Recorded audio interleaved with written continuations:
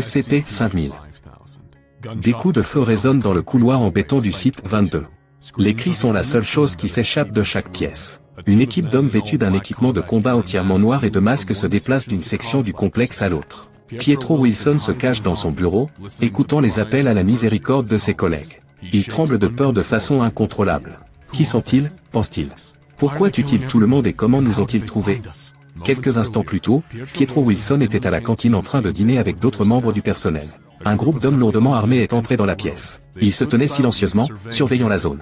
L'un des scientifiques s'est levé et a demandé s'il pouvait les aider. C'est alors que le carnage a commencé. L'un des hommes masqués a levé son fusil et a tiré une balle dans la tête du scientifique. Le chaos a éclaté lorsque les autres mercenaires ont levé leurs armes et ont commencé à tirer. Les balles volaient partout, et Pietro a eu la chance de ne pas être touché ou piétiné alors qu'il s'échappait par la porte arrière de la cafétéria. Il a couru à son bureau, a claqué la porte et s'est caché sous son bureau.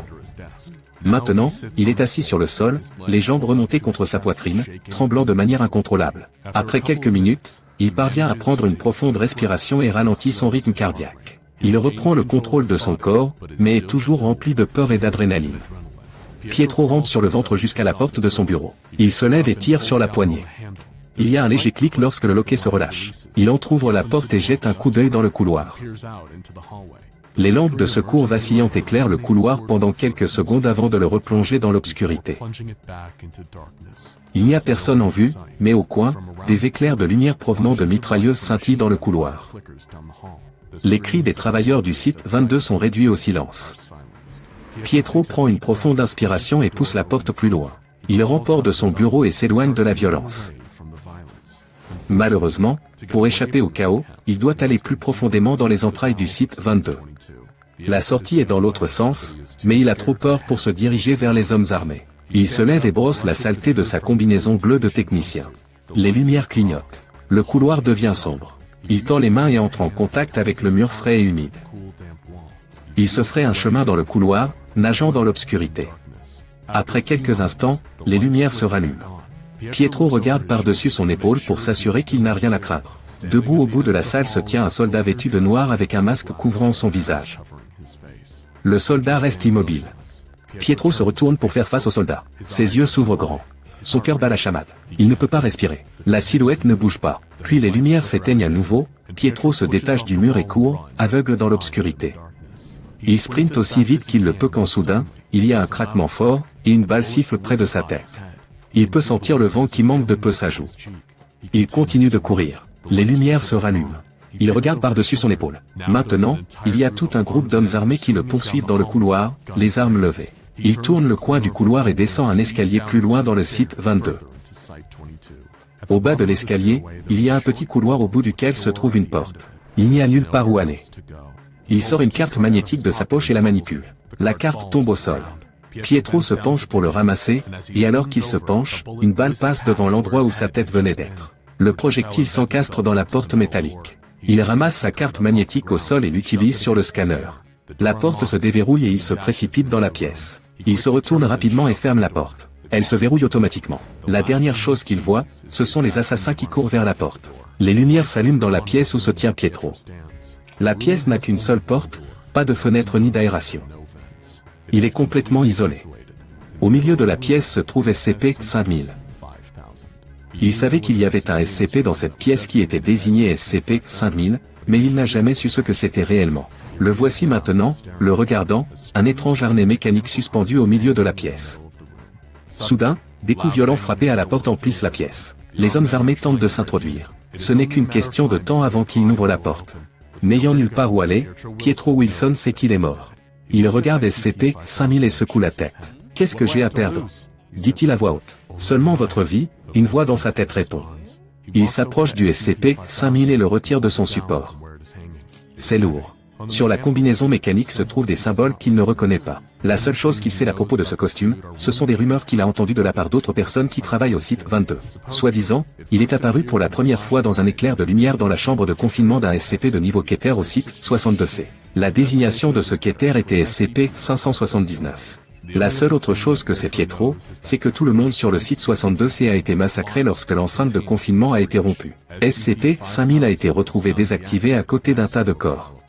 Il enfile le harnais, et comme s'il avait une vie propre, SCP-5000 commence à s'ajuster aux dimensions exactes de son corps.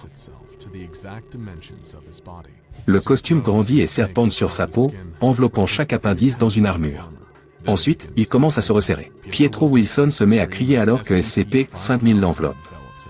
Le costume remonte à l'arrière de son cou et enveloppe toute sa tête, faisant taire ses cris. La porte de la pièce s'ouvre à la suite d'une explosion contrôlée. Alors que la poussière et la fumée se dissipent, les hommes masqués entrent dans la pièce. Leur lampe de poche se déplace d'un côté à l'autre à la recherche du technicien insaisissable qui venait d'entrer. Il n'y a personne dans la pièce. Tout ce qu'il y a là, c'est un rack vide au milieu de la chambre. Les hommes se déploient, mais il n'y a pas d'autre issue. La pièce est juste un carré massif de béton. Ils sont déconcertés. Où est-il allé? L'un d'eux crie.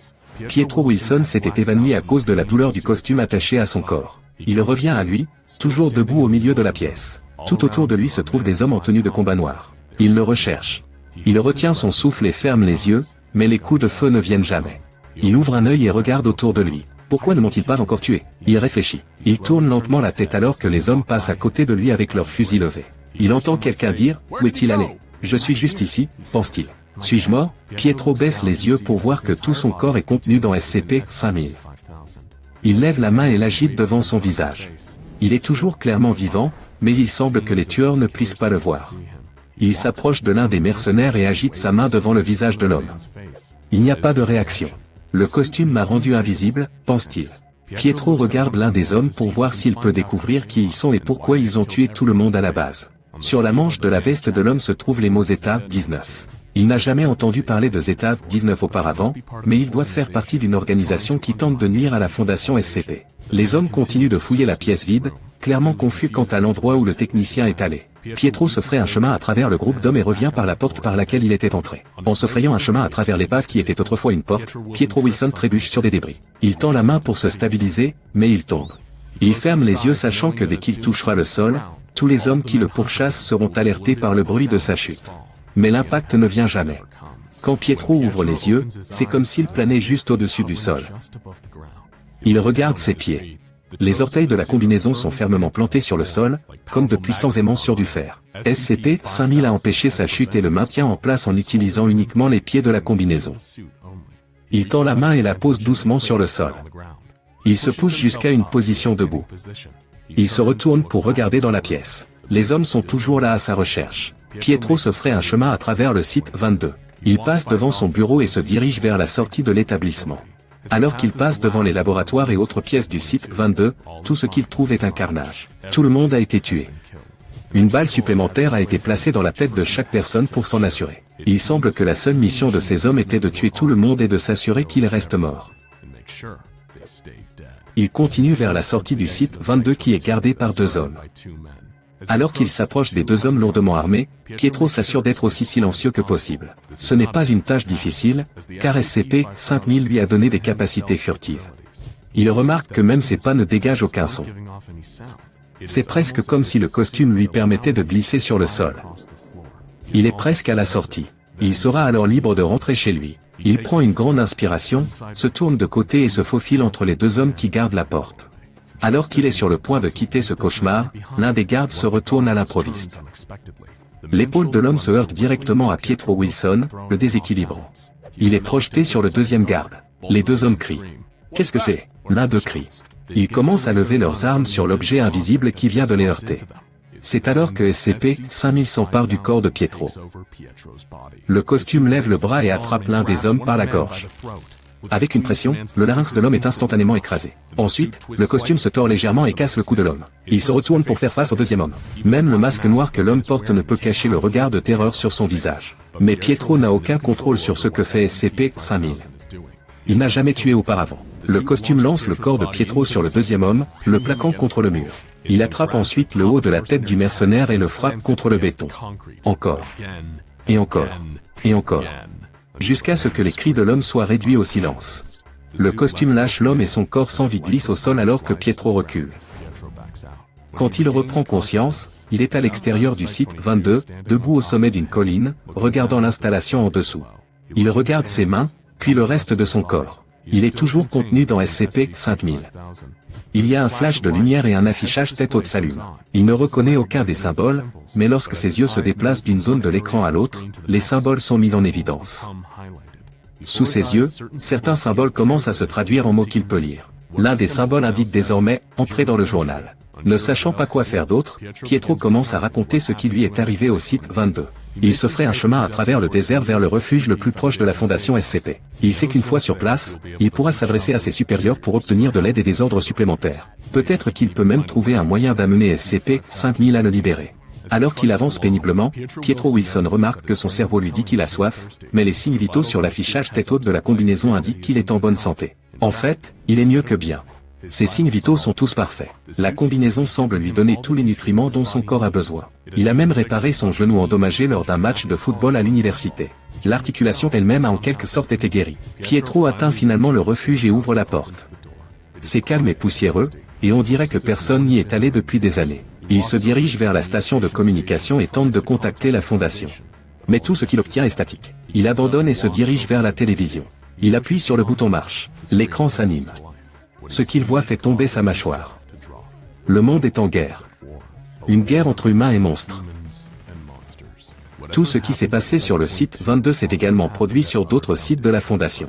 Les SCP ont été laissés en liberté. N'oubliez pas de cliquer sur le bouton like. Abonnez-vous à cette chaîne et appuyez sur la cloche de notification. Si vous avez aimé cette vidéo, faites-le nous savoir dans les commentaires ci-dessous. Et partagez-la avec vos amis.